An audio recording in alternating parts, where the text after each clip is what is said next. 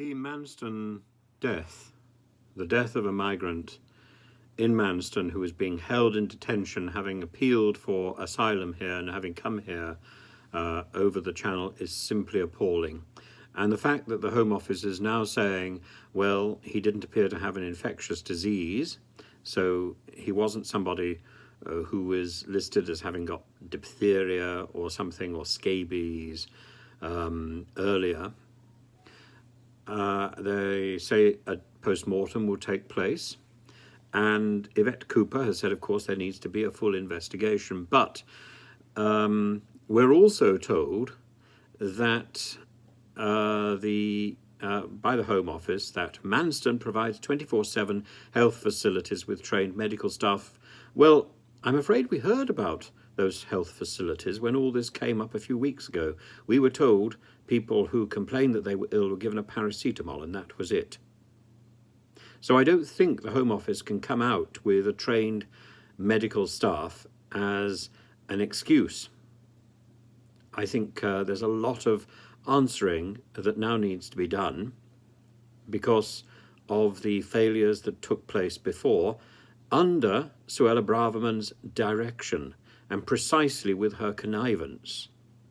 Well, indeed, might the director of Inquest, a charity that helps families who have died in state-related deaths, say, her name is Deborah Cole, say there have been repeated warnings about the impoverished conditions in Manston and the impact on the mental and physical health of vulnerable people in state detention. We need a fundamental overhaul of a failing and inhumane asylum system. Our thoughts are with all those affected. Not only, of course, I would add, not only with the relatives of the person who has died, but with all those staff who are tasked with looking after him and his friends and those who travelled with him.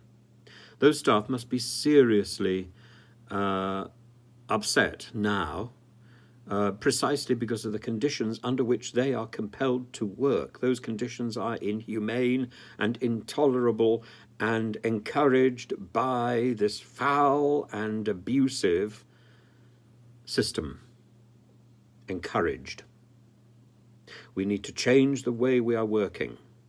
And while we're at it, the idea of putting people in hotels as a preference to drum up further prejudice from local communities is itself inhumane and prejudiced and wrong. And to make matters even worse, those MPs who have decided to call out and name those hotels who are taking in refugees again need to be excoriated in the most unreserved language.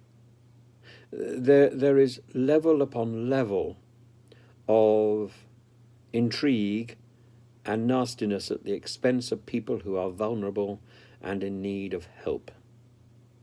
And it's only a short space of time since we were dealing with the Afghan crisis, and there are Afghans still coming over here, often by boat, seeking our help because we couldn't be bothered to give it at the time when we left Kabul.